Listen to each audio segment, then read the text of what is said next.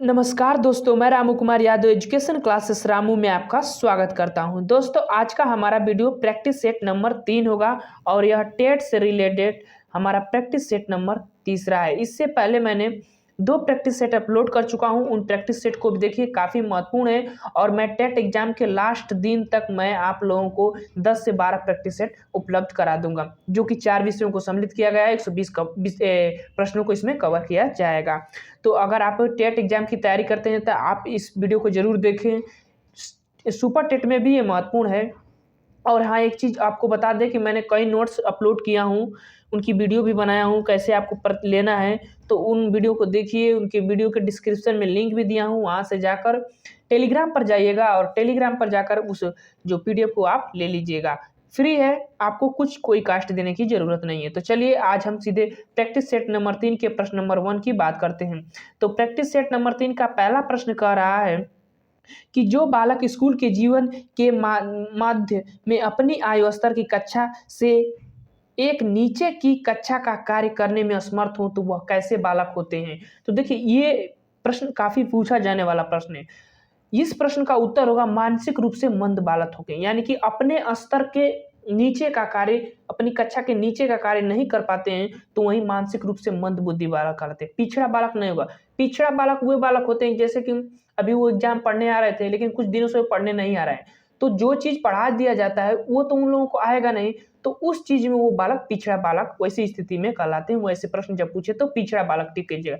इसका उत्तर option number B. और ज्यादा व्याख्या करूंगा तो वीडियो लंबा हो जाएगा, तो इसीलिए सीधे हम दूसरे प्रश्न पर चलते हैं। दूसरा प्रश्न कह रहा है, देखिए दूसरा प्रश्न थोड़ा लंबा है लगता है यहाँ। चलिए यहाँ से एडजस्ट हो जाए भाई। चलिए, प्रश्न नंबर दूसरा कहता है कि प्रश्न नंबर दूसरा कह रहा है, इसको थोड़ा यहाँ एक शिक्षक को स्कूल में बार प्रश्न क्या पढ़ रहा हूँ। एक शिक्षक को स्कूल में प्रथम बार आए विशेष आवश्यकता वाले बच्चों के साथ करना चाहिए। तो विशेष आवश्यकता वाले बच्चों के साथ क्या करना चाहिए जो प्रथम बार स्कूल में आते हैं, तो उनको क्या करना चाहिए कि बच्चे के अभिभावक से सहयोगी योजना की तैयारी करना है। उसके चरित्र, उसके सारे विकास के लिए, सार्वभौमिक विकास के लिए उसके अभिभावक से मिलकर योजना बनाना है। तो ऑप्शन नंबर सी। और बाकी 3 प्रश्न उसके रिलेटेड नहीं है, तो तीनों ऑप्शन गलत हो जाएंगे। ऑप्शन नंबर सी सही हो जाएगा दूसरा का। अब चलते हैं प्रश्न नंबर तीसरा पर। प्रश्न नंबर तीसरा का कि शैक्षिक भ्रमण अधिगम के लिए आवश्यक साधन क्यों है। तो देखिए, आवश्यक साधन क्यों है अगर हम बात करें, तो भ्रमण के स्थान से प्राप्त ज्ञान जो होता है वो अस्थाई होता है। तो ऑप्शन नंबर डी सही हो जाएगा तीसरा का। और चलते हैं प्रश्न नंबर 4 पर। प्रश्न नंबर 4 जो है, मैंने आपको बता दिया हूं कि मानसिक आयु बटा वास्तविक आयु होता है, बुद्धि लब्धि बराबर होता है। तो आपको हमेशा मानसिक आईक्यू बराबर यहाँ ही रहे। मानसिक आईक्यू बराबर जो है वास्तविक जो आयु होती है वो होता है और गुणे 100 होता है। तो इसका जो होगा वो होगा आंसर, इसका हम सीधे बता रहे हैं, इसका आंसर होगा जो 150 आंसर होगा। ऑप्शन नंबर डी सही हो जाएगा। अब चलते हैं प्रश्न नंबर 5वें पर। प्रश्न नंबर 5वां कह रहा है कि प्राथमिक कक्षाओं में विषय वस्तु की निरस्ता दूर करने के लिए शिक्षक को उपयुक्त शिक्षण नीति का उपयोग करना चाहिए, वह है। तो उपयुक्त शिक्षण नीति का वो कौन सा उपयोग करें, तो जो कि क्या होना चाहिए, उपयुक्त शिक्षण विधि होनी चाहिए जो निरस्ता का दूर करे। तो वो होनी चाहिए खेल और मनोरंजन की जो नीतियां होती हैं उनको प्रदर्शित करना चाहिए अपने कक्षा में। ऑप्शन नंबर सी सही हो जाएगा 5वां का। आप चलते हैं प्रश्न नंबर 6वें पर। प्रश्न नंबर 6वां का रहा है, ये काफी महत्वपूर्ण प्रश्न है। देखिए, क्रियात्मक अनुसंधान का प्रमुख कार्य क्या है। इसमें तो लगता है कि 2 ऑप्शन ऐसे हैं जो लगते हैं कि दोनों सही हैं, लेकिन सही ऑप्शन मैं आपको बताऊंगा, ध्यान में रखिएगा। क्रियात्मक अनुसंधान का प्रमुख कार्य होता है, वो होता है कि स्थानीय समस्याएं जो होती है उसका समाधान करना। ऑप्शन नंबर बी का। जब आप प्राथमिक स्तर में जब क्रियात्मक अनुसंधान कराते हैं तो उनकी जो स्थानीय समस्याएं होती है उन समस्याओं का समाधान करना होता है, नए तत्वों की खोज करना होता है, लेकिन इसके अंतर्गत रचनात्मक के अंतर्गत आ जाता है। तो ऑप्शन नंबर बी सही हो जाएगा। अब चलते हैं प्रश्न नंबर 7। प्रश्न नंबर 7 कह रहा है कि एक शोधकर्ता के रूप में आप निम्नलिखित में से कौन से शीर्षक को अनुसंधान प्रस्ताव में सम्मिलित नहीं करेंगे। तो किस शीर्षक को आप अनुसंधान प्रस्ताव में सही सम्मिलित नहीं करेंगे, तो वो है, देखिए तीसरे वाले विकल्प में देखिए व्याख्या तो आपको करना ही नहीं था। ऑप्शन नंबर सी पर टिक कर दीजिए, कुछ मत पढ़िए, सी वाला विकल्प सही हो जाएगा। अब चलते हैं प्रश्न नंबर 8। और प्रश्न नंबर 8 कह रहा है कि संवेगात्मक रूप से विपरीत बच्चों की मुख्य विशेषता है। जो संवेगात्मक रूप से विपरीत बच्चे उनकी मुख्य विशेषता क्या है? तो उनकी मुख्य विशेषता है उनका अति प्रतीकात्मक स्वभाव होता है। ऑप्शन नंबर ए सही हो जाएगा। और बाकी तीनों विकल्प उनके संवेगात्मक रूप से विपरीत बच्चों के लिए नहीं संदर्भित करता था। ऑप्शन नंबर ए सही हो जाएगा। अब चलते हैं प्रश्न नंबर 9। प्रश्न नंबर 9 कह रहा है, थोड़ा इसको छोटा करते हैं, इस प्रश्न को और छोटा है, ये इतना में आ जाएगा। विकल्प में बाद में दिखाऊंगा आप लोगों को। देखिए, निम्नलिखित रिक्त स्थान के सही उत्तर का चयन करें। रिक्त स्थान आपको चुनना है। ब्लूम्स डोमेन्स ऑफ लर्निंग, इसमें जो संज्ञानात्मक और मनोप्रेरित क्षेत्र आता है जो ब्लूम ने दिया है, याद रखिएगा ब्लूम का, तो उन्होंने लर्निंग के शिक्षण बताए हैं। तो उन्होंने क्या बताए हैं? 2 तो यहाँ दिया है आपको तीसरा बताना है। यहाँ ये रिक्त स्थान पर है। तो चलिए नीचे ऑप्शन देखें। तो देखिए यहाँ पर देखिए, पहले संज्ञानात्मक क्षेत्र दिए हैं, मनोप्रेरित क्षेत्र, जिसको हम मनोप्रेरित क्षेत्र, और इसमें जो होना चाहिए वो होता है, देखिए ये वाला ऑप्शन छोड़ा, मनोप्रेरित संज्ञानात्मक क्षेत्र नहीं होता है, ये नहीं होता है, इस चीज को याद रखिएगा। यहाँ पर कौन सा क्षेत्र होना चाहिए? तो ये वाला जो क्षेत्र है वो होना चाहिए भावनात्मक क्षेत्र। संज्ञानात्मक, भावनात्मक और एक क्रियात्मक होता है। तो ऑप्शन नंबर सी वाला विकल्प सही हो जाता है। चल ठीक, अब चलते हैं प्रश्न नंबर 10 पर। प्रश्न नंबर 10 कह रहा है कि निम्नलिखित में से कौन सा चिंतन अनुसंधान से संबंधित है? तो कौन सा चिंतन अनुसंधान से संबंधित है? इसमें जो तीनों चिंतन दिया गया है वो तीनों चिंतन अनुसंधान से संबंधित है। तो ऑप्शन नंबर डी सही हो जाएगा। अब चलते हैं प्रश्न नंबर 11। प्रश्न नंबर 11 का तर्क, जिज्ञासा तथा निरीक्षण शक्ति का विकास होता है। तो तर्क, जिज्ञासा तथा निरीक्षण शक्ति का जो विकास होता है वो होता है 11 वर्ष की आयु में। तो ऑप्शन नंबर सी सही हो जाएगा। अब देखिए, कई लोग यहाँ बी पर टिक करेंगे, लेकिन बी वाला विकल्प नहीं होगा। 11 वर्ष सबसे ज्यादा उपयुक्त आयु होती है तर्क, जिज्ञासा तथा निरीक्षण शक्ति का विकास के लिए। ठीक, तो अब चलते हैं प्रश्न नंबर 12। प्रश्न नंबर 12 कह रहा है कि किसने कहा एक व्यक्ति का दूसरे व्यक्ति से अंतर एक सार्वभौमिक घटना जान पड़ती है? एक सार्वभौमिक घटना जान पड़ती है, परिभाषा है किस वैज्ञानिक ने कहा है? तो ये जो परिभाषा है ये टायलर ने कहा है। ऑप्शन नंबर ए सही हो जाएगा इसका। अब चलते हैं प्रश्न नंबर 13। सीखने की खेल विधि उपयोगी है। सीखने की जो खेल विधि किस अवस्था में उपयोगी है? तो सीखने की जो खेल विधि है वह बाल्यावस्था में उपयोगी। ऑप्शन नंबर ए सही हो जाएगा। अब चलते हैं प्रश्न नंबर 14। प्रश्न नंबर 14 का निम्नलिखित में से कौन सी मूल्यांकन की प्रविधि है? मूल्यांकन की प्रविधि कौन सी है? तो मूल्यांकन की प्रविधि की अगर हम बात करें तो ये तीनों होता है। प्रश्नावली भी कर सकते हैं, साक्षात्कार भी कर सकते हैं, इंटरव्यू जिसको कहते हैं, और मत सूची भी आप मत सूची के अनुसार भी कर सकते हैं। तो ऑप्शन नंबर डी सही हो जाएगा। मूल्यांकन के लिए तीनों महत्वपूर्ण है। अब चलते हैं प्रश्न नंबर 15।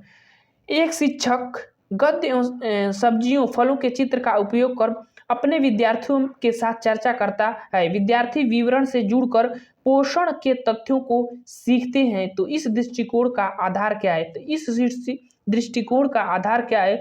तो ये जो दृष्टिकोण की अगर हम बात करें तो इस दृष्टिकोण का आधार जो है सीखने का क्रिया प्रसूत अनुकूलन, यानी कि क्रिया कर कर उसके बारे में, उस तथ्य के बारे में ये सीख रहे हैं।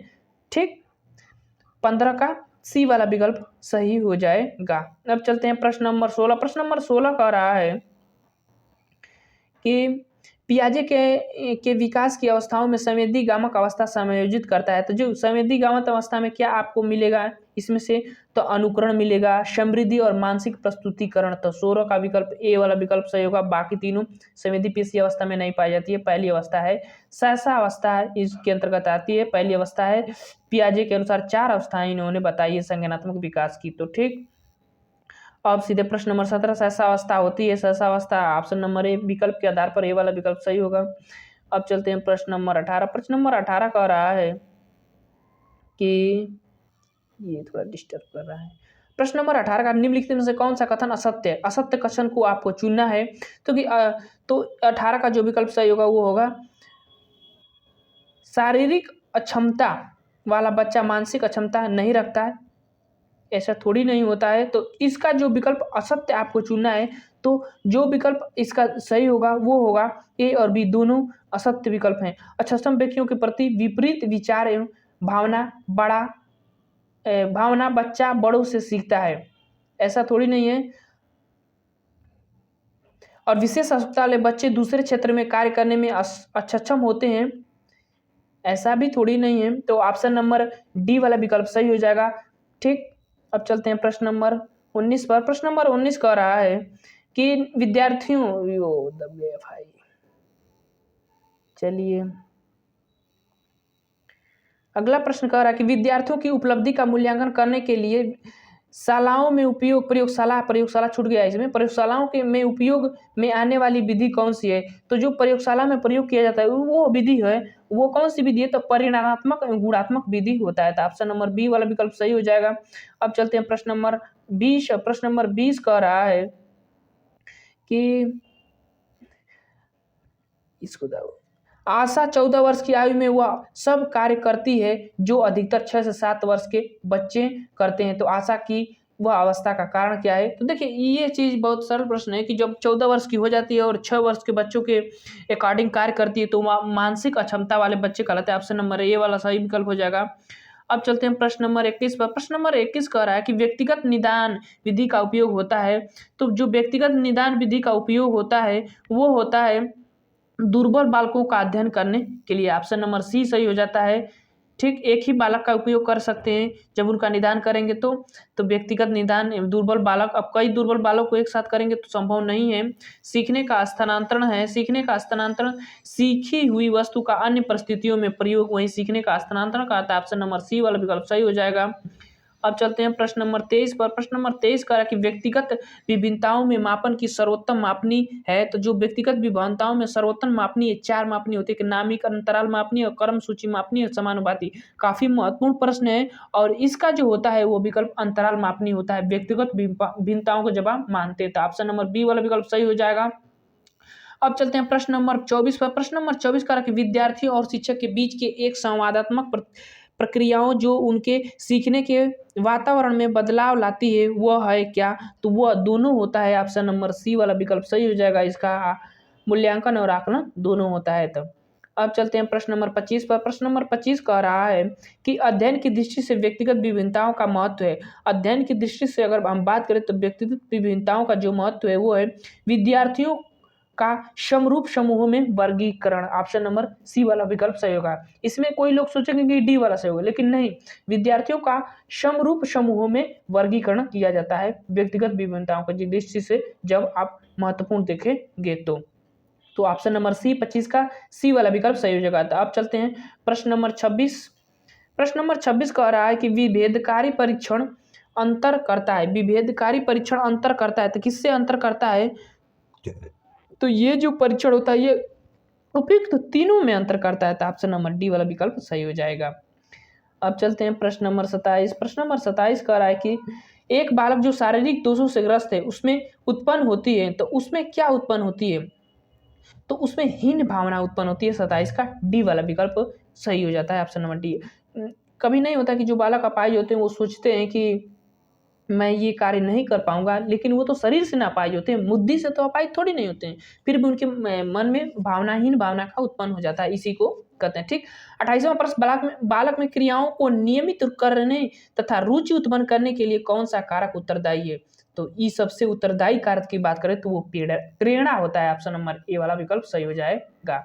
तो 28 प्रश्न हो गया। 29वां प्रश्न कह रहा है कि मूल्यांकन का उद्देश्य है। तो जो कि मूल्यांकन का ये तीनों विकल्प उद्देश्य होता है। तो ऑप्शन नंबर डी वाला विकल्प सही हो जाएगा।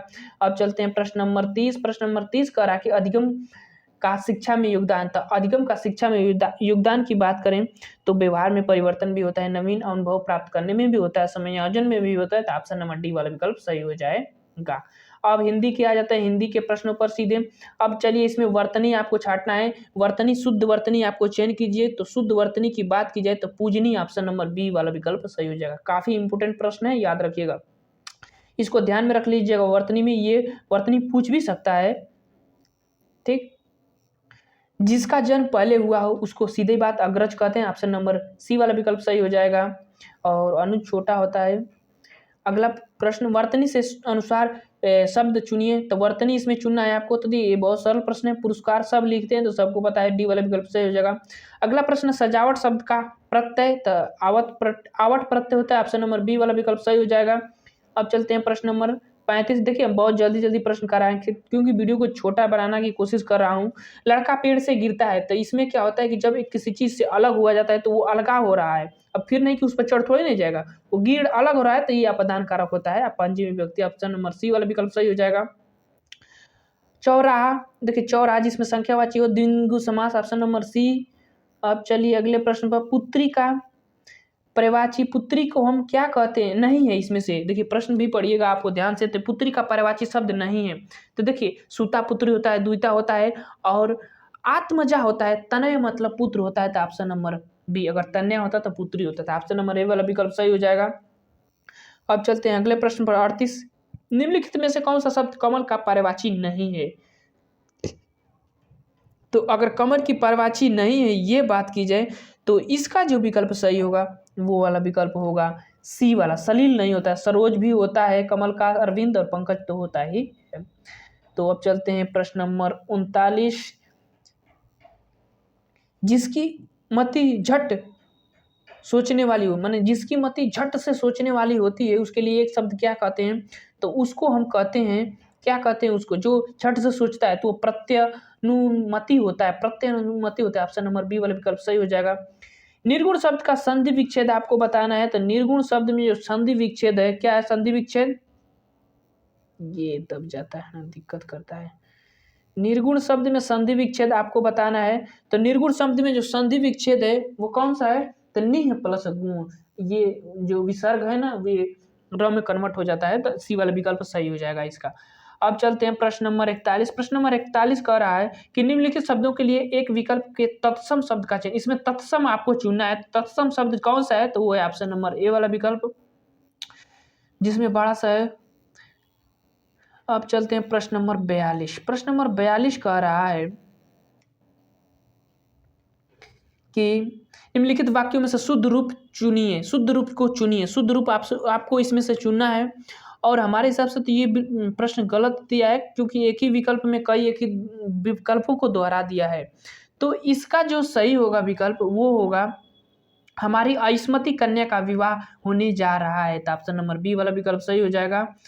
ठीक, अब चलते हैं प्रश्न नंबर 43। प्रश्न नंबर 43 का रखें, निम्नलिखित शब्द का संधि विच्छेद क्या होगा, भानुदय। भानुदय का संधि विच्छेद जो होगा वो होगा, देखिए इसमें जो विकल्प सही होगा, क्योंकि ये वाला जो है ना, ए वाला विकल्प सही होगा 43 का, ए वाला विकल्प। लेकिन इसमें जो ये लिखा है गलत लिख दिया है, बस इतना ही गलती किया है, ए वाला विकल्प हो जाए। ये जो मंत्रा इधर का दिया गया है ना, ये 9 पर बस होना चाहिए, बस यही इसमें गलत किया था, ऑप्शन नंबर ए वाला सही हो जाएगा।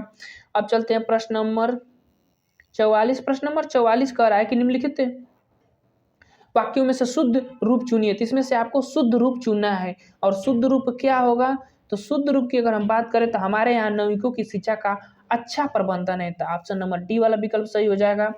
अब चलते हैं प्रश्न नंबर 45। प्रश्न नंबर 45 कह रहा है कि जो शब्द धन का पर्यायवाची नहीं है उसे चुनिए। तो धन का कौन सा शब्द पर्यायवाची नहीं है, तो द्रव जो धन नहीं होता है, तो ऑप्शन नंबर बी वाला विकल्प सही हो जाएगा, 45 का बी वाला विकल्प। अब चलते हैं प्रश्न नंबर 46 पर। प्रश्न नंबर 46 कह रहा है कि लोगों ने शोरगुल करके डाकुओं को भगाया। उपयुक्त वाक्य में कारक, तो जो कारक की अगर हम बात करें तो इस वाक्य में जो कारक होगा वो होगा कर्ता ने कर्म, ऑप्शन नंबर डी वाला विकल्प कर्म कारक होगा, तो ऑप्शन नंबर डी वाला विकल्प सही हो जाएगा 46 का। अब चलते हैं प्रश्न नंबर 47। और घुड़सवार शब्द निम्नलिखित में से कौन सा शब्द है, तो जो घुड़सवार शब्द है वो शब्द है यौगिक शब्द होता है, ऑप्शन नंबर सी वाला विकल्प सही हो जाएगा। अब चलते हैं प्रश्न नंबर अजायब घर है। तो अजायब घर जो है संकर शब्द है, 2 शब्दों से मिलकर बना है, तो डी वाला विकल्प सही हो जाएगा। अब अगले प्रश्न पर चलते हैं। अगला प्रश्न कह रहा है कि अनाचार, अनाचार का विलोम क्या होगा, तो अनाचार का विलोम होता है, देखिए आचार का विलोम जो होता है वो होता है अनाचार, तो ऑप्शन नंबर बी वाला विकल्प सही हो जाएगा। अनाचार होता है विचार नहीं होता है, अनाचार होता है आचार का विलोम। अगला प्रश्न, दुस्साहस शब्द का उपसर्ग है तो इसमें उपसर्ग दुस उपसर्ग है, ऑप्शन नंबर विकल्प सही हो जाएगा। अब चलते हैं प्रश्न नंबर 51 पर, और प्रश्न नंबर 51 कह रहा है कि जगन्नाथ किस संधि का उदाहरण है। तो जो जगन्नाथ संधि का उदाहरण है वह किस संधि का उदाहरण है, तो व्यंजन संधि का था, ऑप्शन नंबर ए वाला विकल्प सही हो जाएगा। मोर का तत्सम रूप मयूर होता है, ऑप्शन नंबर बी वाला विकल्प सही हो जाएगा। अब चलते हैं प्रश्न नंबर 52, और अभिशाप शब्द में उपसर्ग, काफी सरल प्रश्न। सॉरी ये वाला विकल्प नहीं होगा, ये डी वाला विकल्प सही होगा। वर्तनी के अनुसार शुद्ध रूप का चयन करिए, तो जो वर्तनी इसमें होती है शुद्ध, वो ऑप्शन नंबर ए इससे होता है। चंद्रमा का पर्यायवाची शब्द चुनिए, इसमें से आपको चंद्रमा का पर्यायवाची शब्द चुनना है, एक ही है चंद्रमा का। तो चंद्रमा का पर्यायवाची शब्द की अगर हम बात करें तो वो है निशाकर होता है, ऑप्शन नंबर ए वाला विकल्प सही हो जाएगा, 55 का ए वाला विकल्प। अब चलते हैं 56 प्रश्न, महादेव का पर्यायवाची शब्द चुनिए। तो महादेव को हम क्या कहते हैं, जिनके चंद्र पर शिखर चंद्रशेखर, ऑप्शन नंबर डी वाला विकल्प सही हो जाएगा। चंद्र पर शिखर चंद्रशेखर जिनको कहते हैं, ऑप्शन नंबर डी। यथाशीघ्र शब्द का समास, यथा जे में लग जी ये न हो गए, ऑप्शन नंबर ए वाला विकल्प। अब चलते हैं प्रश्न नंबर अगला, महात्मा गांधी ने अमूल्य गुण थे, इस वाक्य में अमूल्य शब्द क्या है, तो अमूल्य शब्द जो है विशेषण है, ऑप्शन नंबर ए वाला विकल्प सही हो जाएगा। अब चलते हैं अगले प्रश्न, और अगला प्रश्न कह रहा है कि निम्नलिखित वाक्य में से क्रिया विशेषण युक्त वाक्य कौन सा है। तो क्रिया विशेषण जो क्रिया की विशेषता बताता है, तो वो ऑप्शन नंबर सी धीरे धीरे जो क्रिया विशेषण है, क्रिया बहने की जो विशेषता धीरे धीरे है, तो सी वाला विकल्प सही हो जाएगा। अब चलते हैं प्रश्न नंबर 60, और हिंदी वाले टॉपिक का लास्ट प्रश्न, निम्नलिखित योग रूढ़ शब्द। देखिए रचना की दृष्टि से 3 शब्द होते हैं, एक रूढ़ शब्द, यौगिक शब्द और योगरूढ़ शब्द। तो योगरूढ़ शब्द तीसरे को संकेत करते हैं, यानी कि इसको हम बहुब्रीहि समास भी कह सकते हैं, तो ऑप्शन नंबर बी वाला विकल्प सही हो जाएगा इसमें। अब चलते हैं सीधे संस्कृत वाले टॉपिक पर, और संस्कृत वाले टॉपिक के 30 प्रश्नों को कवर करते हैं।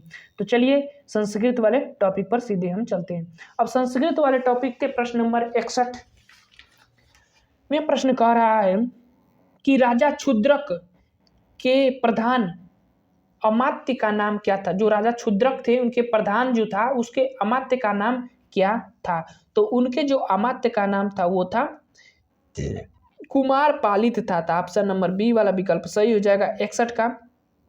62 प्रश्न कह रहा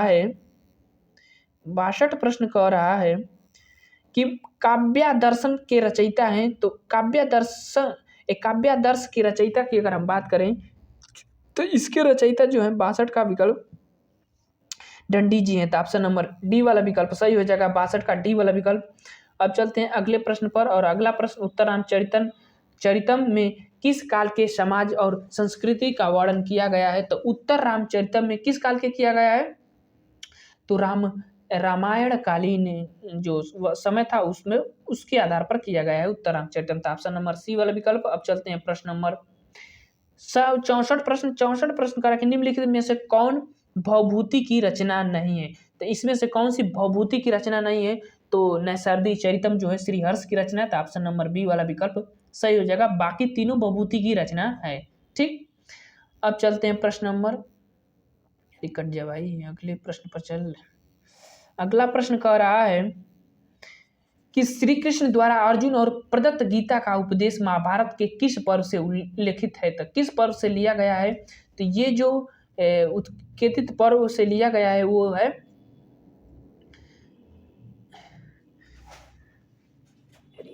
भीष्म पर्व से लिया गया था, ऑप्शन नंबर डी वाला विकल्प सही हो जाएगा। अगला प्रश्न है अविमारकम नाटक के प्रेरणता है। तो अविमारकम नाटक के प्रेरणता कौन है, तो भास है, ऑप्शन नंबर सी वाला विकल्प सही हो जाएगा। अब चलते हैं प्रश्न नंबर 67। प्रश्न नंबर 67 कह रहा है कि 10 कुमारों के चरित्र का वर्णन किसने किया है। तो 10 कुमारों के चरित्र का वर्णन की बात करें तो वो किए हैं महाराज दंडी जी ने किया है, तो ऑप्शन नंबर बी वाला विकल्प सही हो जाएगा 67 का। अब चलते हैं प्रश्न नंबर अगले, और अगला प्रश्न 68। माहेश्वर सूत्र में निम्नलिखित में से कौन सा वर्ण सूत्रांग में 2 बार प्रयुक्त हुआ है। तो ये वाला वर्ग 2 बार प्रयुक्त हुआ है, तो ऑप्शन नंबर डी वाला विकल्प। अब चलते हैं प्रश्न नंबर उत्तर। मंगलाचार्य के प्रकारों में कौन सा एक नहीं है? मंगलाचरण के प्रकारों में कौन सा एक नहीं है? तो कौन सा एक नहीं है? तो वो जो नहीं होता है वो कौन सा नहीं है? तो उपसानात्मक नहीं होता है। बाकी तीनों आर्दासात्मक, वस्तुनिष्ठात्मक, नमस्कारात्मक होता है मंगलाचरण में। ठीक। अगला प्रश्न, स्वर प्रत्याहार के अंतर्गत आने वाला वर्ण नहीं है। तो स्वर प्रत्याहार के अंतर वर्ण जो नहीं आता है वो वाला र नहीं आता है, क्योंकि हलंत वर्ण है और इत्संगक वर्ण इनको कहते हैं। अगला प्रश्न 71, शुद्ध वाक्य का चयन करिए। तो इसमें आपको शुद्ध वाक्य छांटना है कि शुद्ध वाक्य कौन सा है।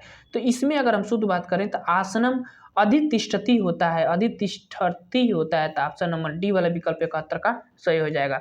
अब चलते हैं प्रश्न नंबर 72, क्षणवती पद संख्या बोधक है, यह किसका है? तो 96 का होता है। ठीक, ये काफी इंपोर्टेंट प्रश्न है, ये पूछा जाता है। ठीक, तो 72 का सी वाला विकल्प। अब चलते हैं चिरात शब्द जो है, जो चिरात शब्द दिया गया है, ये शब्द उद्योतक है। तो ये जो चिरात मतलब होता है समय को प्रदर्शित करता है। तो ऑप्शन नंबर बी वाला विकल्प सही हो जाएगा।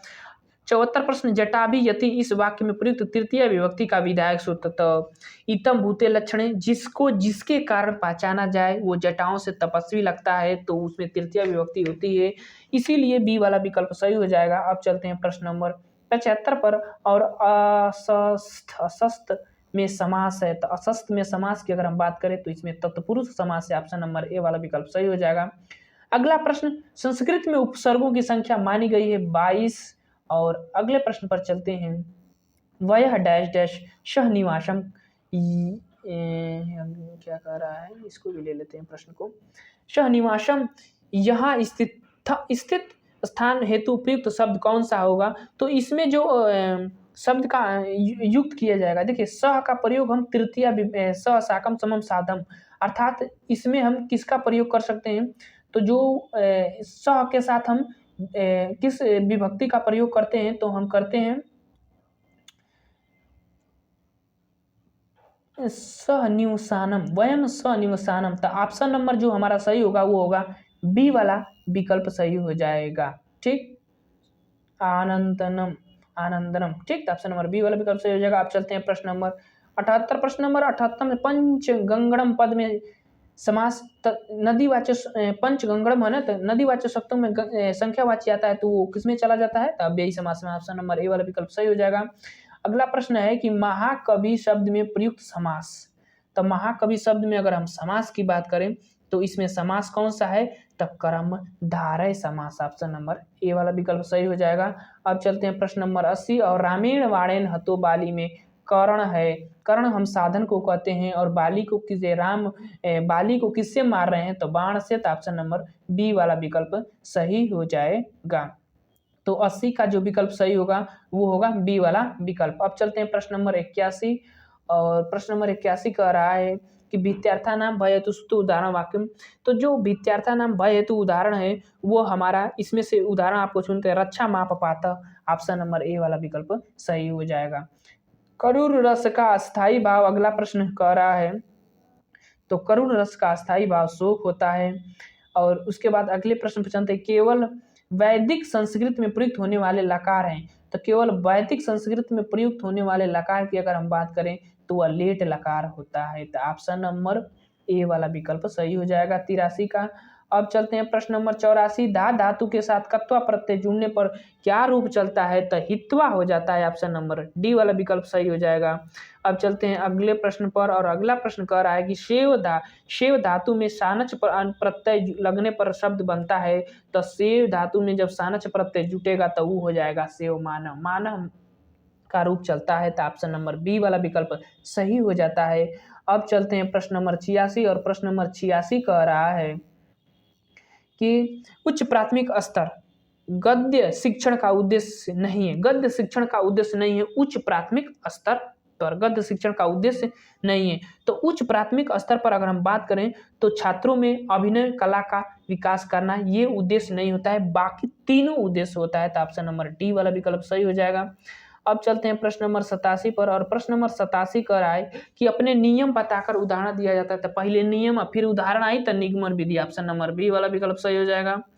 अब चलते हैं प्रश्न नंबर 88, और प्रश्न नंबर 88 करा कि छात्रों का उच्चारण अभ्यास कराने के लिए शिक्षक को सहायक सामग्री प्रयोग करनी चाहिए। तो किस सहायक सामग्री का प्रयोग करेंगे? तो हम टेप रिकॉर्डर का प्रयोग करेंगे। तो ऑप्शन नंबर बी वाला विकल्प सही हो जाएगा। अब चलते हैं अगले प्रश्न, और अगला प्रश्न कह रहा है कि संस्कृत में कथा कहानी शिक्षण का उद्देश्य नहीं है। कथा कहानी शिक्षण का उद्देश्य क्या नहीं है? संस्कृत में नहीं पूछ रहा है। ये चीज को पहले ध्यान रखिएगा, प्रश्न को पहले ध्यान से पढ़िएगा। तो नहीं है तो उसका उद्देश्य नहीं है, तो कौन सा नहीं है? तो उसका उद्देश्य नहीं है छात्रों को संस्कृत ध्वनि विज्ञान से परिचित कराना, ये नहीं। ऑप्शन नंबर बी वाला विकल्प सही हो जाएगा। अब चलते हैं प्रश्न नंबर अगले प्रश्न पर, और अगला प्रश्न कह रहा है कि उच्च प्राथमिक स्तर पर छात्रों की परीक्षा प्रणाली उपयुक्त होती है। तो लिखित और मौखिक दोनों ही उपयुक्त होती है। तो ऑप्शन नंबर डी वाला विकल्प सही हो जाएगा 90 का। तो अब हमने संस्कृत का भी प्रश्न कर लिया, और लास्ट प्रश्न हमारा पर्यावरण का है। तो पर्यावरण को भी जल्दी जल्दी कर लेते हैं। चलिए, काफी इंपोर्टेंट पॉइंट है। पहला 21वां प्रश्न, किस राष्ट्रीय उद्यान को पूर्व में हेली राष्ट्रीय उद्यान कहा जाता था? सबको पता है, जिम कॉर्बेट राष्ट्रीय उद्यान, ये प्रथम हमारे देश का राष्ट्रीय उद्यान उत्तराखंड में है। क्वासिकोर नामक रोग, क्वासिकोर नामक, ये प्रश्न तो कई बार पूछा हुआ है, तो इस प्रश्न को ध्यान में रखिएगा कि क्वासिकोर नामक जो रोग होता है वो किससे होता है? तो ये प्रोटीन से होता है। ऑप्शन नंबर बी वाला विकल्प सही हो जाएगा। रिएक्टर पैमाने से डैश डैश की तीव्रता मापी जाती है, तो भूकंप की तीव्रता मापी जाती है। और एक ये भी बहुत ही इंपोर्टेंट प्रश्न है, 124वां प्रश्न जो है कि वन्य प्राणी सप्ताह प्रतिवर्ष मनाया जाता है। देखिए, प्राणी सप्ताह की बात किया जाए, वन्य प्राणी सप्ताह, प्राणी की जब बात होता है ना, तो अक्टूबर में चलिए, अक्टूबर के पहले सप्ताह में। लेकिन वन्य जो होते हैं, वन्य का जो साप्ताहिक मनाया जाता है एक, तो वो जुलाई के प्रथम सप्ताह में मनाया जाता है। तो उसका डी होगा, लेकिन इसका विकल्प सी वाला विकल्प सही होगा। अब चलते हैं प्रश्न नंबर 25 100, प्रकाश संश्लेषण की क्रिया में हरे पेड़ पौधे द्वारा बाहर निकाली जाती है। तो सबको पता है कि ऑक्सीजन में निकली ना, 125 का सी वाला विकल्प सही हो जाएगा। अब चलते हैं 126वां प्रश्न। 126वां प्रश्न कह रहा है कि चावल को पॉलिश करने पर कौन सा विटामिन, काफी महत्वपूर्ण प्रश्न, कौन सा विटामिन नष्ट हो जाता है? तो इसमें जो है थायमिन, यानी कि विटामिन बी जो होता है वो नष्ट हो जाता है। तो ऑप्शन नंबर डी वाला विकल्प सही हो जाएगा। अब चलते हैं प्रश्न नंबर 127वां। अब 127वां प्रश्न कह रहा है कि लौंग एवं केसर, देखो लौंग एवं केसर पौधे के किस भाग से प्राप्त होती है? तो लौंगिया का है, वो एक फूल है, तो यही से पकड़ लिया बस, केसर वो फूल है। ऑप्शन नंबर सी वाला विकल्प सही हो जाएगा। अब चलते हैं प्रश्न नंबर 128। प्रश्न नंबर 128 का इनमें से कौन सा उत्तराखंड का राज्य प्रतीक नहीं है? तो बाघावा जीवन बा ना, उत्तराखंड का राज्य प्रतीक ना है। तो ऑप्शन नंबर सी वाला विकल्प सही हो जाएगा। काफी सरल प्रश्न है, और ये 129वां प्रश्न तो आखिरी महत्वपूर्ण प्रश्न, ये कई बार प्रश्न पूछ चुका है। हमारे पर्यावरण को बचाने के लिए 3 प्रकार के आर का प्रयोग होता है। कम उपयोग, पुनः चक्रण और पुनः उपयोग। ऑप्शन नंबर सी वाला विकल्प सही हो जाएगा। इस प्रश्न को रट्टा मार लीजिएगा। अगला प्रश्न, ऊर्जा का अप्रदूषकीय स्रोत जो प्रदूषण न फैलाए, तो सौर ऊर्जा नहीं फैलाएगी। ऑप्शन नंबर बी वाला विकल्प सही हो जाएगा। अब चलते हैं प्रश्न नंबर 131, और इसका प्रश्न है कि पृथ्वी का उष्मायन का अर्थ है कि पृथ्वी का जो उष्मायन का अर्थ होता है वह क्या होता है? तो ग्रीन हाउस गैसों द्वारा पृथ्वी के तापमान में वृद्धि होता है। तो ऑप्शन नंबर तापमान बढ़ने लगता है, तो 131 का ए वाला विकल्प सही हो जाएगा। अब चलते हैं प्रश्न नंबर 132 प्रश्न कह रहा है कि 132 प्रश्न कह रहा है कि कार्बन डेटिंग विधि प्रयुक्त की जाती है। तो कार्बन डेटिंग विधि जो प्रयुक्त की जाती है वह वस्तु की आयु ज्ञात करने में किया जाता है। ऑप्शन नंबर बी वाला विकल्प सही हो जाएगा 132 का। अब चलते हैं प्रश्न नंबर 133 पर। प्रश्न नंबर 133 कह रहा है कि अम्लीय वर्षा की ऐतिहासिक इमारतों तथा मूर्तियों का संरक्षित होना आवश्यक है। तो जो अम्लीय वर्षा से बचाया जाता है उसको स्टोन लेप्रिसी कहते हैं। काफ़ी महत्वपूर्ण प्रश्न है, बी वाले विकल्प इसका सही होगा 133 का। अब चलते हैं प्रश्न नंबर 134। स्पर्श गंगा अभियान का मुख्य उद्देश्य क्या है? तो इसका मुख्य उद्देश्य है कि गंगा की स्वच्छता करना। ठीक, तो ऑप्शन नंबर बी वाला विकल्प सही हो जाएगा। अब चलते हैं अगले प्रश्न पर। अगला प्रश्न कह रहा है कि इधर कर देते हैं थोड़ा। चलिए, अगला प्रश्न कह रहा है कि मिनी माता रोग प्रदूषण जनित रोग है जो परिणामतः है। तो जो मिनी माता रोग होता है वह औद्योगिक पारा जो होता है अपशिष्ट को पानी में छोड़ने से होता है। तो मिनी माता रोग ऑप्शन नंबर सी वाला विकल्प सही हो जाएगा 135 का। अब चलते हैं प्रश्न नंबर 136 पर। 136 प्रश्न कर रहा है कि अंतर्राष्ट्रीय स्तर पर वन्य जीवों की सुरक्षा हेतु संस्था कौन है? तो IUCN है। ऑप्शन नंबर ए वाला विकल्प सही हो जाएगा। अब चलते हैं अगले प्रश्न। और भारत के किस राज्य में पानी पंचायत प्रारंभ हुआ है? काफी इंपोर्टेंट प्रश्न है। और तो ये पानी जो है, पानी पंचायत की शुरुआत जो है महाराष्ट्र में किया गया था। ऑप्शन नंबर डी वाला विकल्प सही हो जाएगा। अब चलते हैं प्रश्न नंबर 148वां। और 148वां प्रश्न कह रहा है कि ओजोन परत सूर्य से आने वाली किन किरणों को रोकते ही? तो सबको पता है कि परावैंगनिक किरणों को रोकती है। ऑप्शन नंबर सी वाला विकल्प सही हो जाएगा। अब चलते हैं प्रश्न नंबर 139। और 139 प्रश्न कर रहा है कि संरक्षण या विनाश पुस्तक के लेखक हैं। देखिए, ये काफी इंपोर्टेंट प्रश्न है। कई लोग वंदना शिवा को मारेंगे, लेकिन वंदना शिवा इस पुस्तक के लेखक नहीं है, सरला बहन जी हैं। तो ऑप्शन नंबर ए वाला विकल्प सही हो जाएगा। अब चलते हैं प्रश्न नंबर 140। क्षेत्रफल के आधार पर भारत का सबसे बड़ा राज्य। क्षेत्रफल के आधार पर पूछे तो राजस्थान, जनसंख्या के आधार पर पूछे तो यूपी को टिक करना है। अब चलते हैं प्रश्न नंबर अगले। 11 जुलाई को माना जाता है, तो 11 जुलाई को विश्व जनसंख्या दिवस मनाया जाता है। ऑप्शन नंबर बी वाला विकल्प सही हो जाएगा। और अब चलते हैं 1992 में पर्यावरण सुरक्षा से संबंधित प्रथम पृथ्वी सम्मेलन किस शहर में हुआ था? तो रियो डी जेनेरियो शहर जो ब्राजील का है। ऑप्शन नंबर बी वाला विकल्प सही हो जाएगा। अब चलते हैं प्रश्न नंबर 143। और 143 प्रश्न कह रहा है कि भूमिगत जल स्तर को उसके प्राकृतिक स्तर पर पुनः लाने के लिए निम्नलिखित में से कौन सा उपाय सर्वाधिक उचित है? तो सर्वाधिक उपाय उचित है पाताल लोक कुओं का अधिक निर्माण किया जाए। ऑप्शन नंबर सी वाला विकल्प सही हो जाएगा। अगला प्रश्न कह रहा है कि यदि एक मेढक एक टिड्डे को खाता है तो ऊर्जा का स्थानांतरण होगा। देखिए, प्रश्न के हिसाब से आपको इसके में उत्तर मारना है। और इसमें जो विकल्प सही होगा वो प्राथमिक उपभोक्ता से द्वितीयक उपभोक्ता को जो है ऊर्जा मिलती है। जैसे मेढक घास को खाता है तो टिड्डा घास को खाता है तो टिड्डा हो गया प्राथमिक उपभोक्ता, लेकिन उसके बाद द्वितीयक उपभोक्ता के अंतर्गत मेढक आता है। तो ऑप्शन नंबर सी वाला विकल्प सही हो जाएगा 144 का। अब चलते हैं प्रश्न नंबर 145 पर। और 145 प्रश्न को लंबा प्रश्न है, इसको ध्यान में रखिएगा। चलिए, इसमें आपको मिलान करना है। तो कटे और घाव के लिए कौन सा? तो कटे अगर घाव के लिए बात किया जाए तो देखिए, थोड़ा इसको छोटा कर लेते हैं पहले, ताकि विकल्प भी हमको मिलाने में आसान हो जाएगा। अब देखिए, कटे और घाव, कटे घाव किससे मिलेगा? तो ये वाला जो है कटे और घाव, जैसे कि हल्दी का आप प्रयोग करते हैं तो इसका मिलान 2 से होगा। उसके बाद सामान्य ज्वर के लिए आप किसका प्रयोग करेंगे? तो मेथी जैसे बीजों का प्रयोग किया जाता है। चाय का तो ऑप्शन नंबर ए तीसरे पे मिल जाएगा, दूसरा का। अब आँख की सूजन ताजे धनिये के बीजों से, तो ये ए वाले पर चला जाएगा। और दांत का दर्द, देखिए दांत का दर्द तो हींग के चूर्ण प्रयोग किया जाता है। तो ऑप्शन नंबर इसका है डी का 4 से हो जाएगा। तो इसका जो विकल्प सही होगा वो वाला विकल्प डी वाला विकल्प सही हो जाएगा इसके हिसाब से। चलिए, अब अगले प्रश्न पर चलते हैं। अगला प्रश्न कह रहा है, जूम कर लेते हैं। अगला प्रश्न कह रहा है कि निम्नलिखित में से पृथ्वी पर कौन सा पारिस्थितिक तंत्र सबसे बड़ा है? तो सबसे बड़ा पारिस्थितिक तंत्र पूछे पृथ्वी पर तो कौन है? समुद्र होता है। तो ऑप्शन नंबर डी बी वाला विकल्प सही हो जाएगा।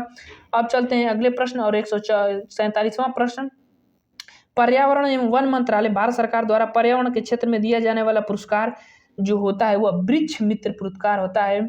काफी इंपोर्टेंट प्रश्न, डी को आप टिक कर लीजिएगा। अगले प्रश्न पर चलते हैं। और अगला प्रश्न 148वां प्रश्न। और इस प्रश्न को निम्नलिखित में कौन सा युग्म सुमेलित नहीं है? तो युग्म सुमेलित इसमें कौन सा नहीं है? तो वो है रिंगाल इमारती लकड़ियां। ऑप्शन नंबर बी वाला विकल्प सही हो जाएगा। अब चलते हैं 149 प्रश्न। और इसके बाद एक लास्ट प्रश्न आ जाएगा। निम्न में से प्रक्रियाओं का कौन सा युग्म पौधों को जंतुओं से अलग करता है। तो पौधों को जंतुओं से अलग करता है। तो देखिए क्लोरोफिल तो पौधा में पाया नहीं जाता है, पहली चीज जंतुओं में पाया नहीं जाता है। तो ऑप्शन नंबर सी वाला विकल्प इसी से मिला लीजिएगा। ठीक, अब चलते हैं प्रश्न नंबर 150 और 150 कह रहा है 150 कह रहा है कि कक्षा 4 की एक शिक्षिका ने अपने विद्यार्थियों से कहा, कुछ वयोवृद्ध लोगों से यह पूछिए कि जब वे जवान थे तो क्या उन्होंने कुछ ऐसे पौधे देखे थे जो आजकल नहीं दिखाई पड़ते हैं। उपयुक्त प्रश्न में पूछे जाने पर निम्नलिखित में से किस कौशल के आकलन की संभावना नहीं है। किस कौशल के आकलन की संभावना नहीं है, ये प्रश्न पूछ रहा है। तो इस चीज को ध्यान रखिएगा, प्रश्न पढ़ने से नहीं, मेन जो ये लास्ट वाला पॉइंट लिखा गया है उसको ध्यान में रखिएगा। तो कौन नहीं है, प्रयोग नहीं है, आकलन की संभावना नहीं है, तो प्रयोग नहीं है। ऑप्शन नंबर ए वाला विकल्प सही हो जाएगा। तो इसमें हमने 120 प्रश्न कराया और मैथ को सम्मिलित नहीं किया गया था, इसीलिए 150 प्रश्न आपको दिख रहा होगा। तो चलिए दोस्त, अगर आप टेट एग्जाम की तैयारी करते हैं तो ये वीडियो जरूर देखें। वीडियो पसंद आए तो चैनल को लाइक शेयर सब्सक्राइब आप जरूर करिएगा। तो चलिए वीडियो समाप्त करते हैं। Thank you for watching this video.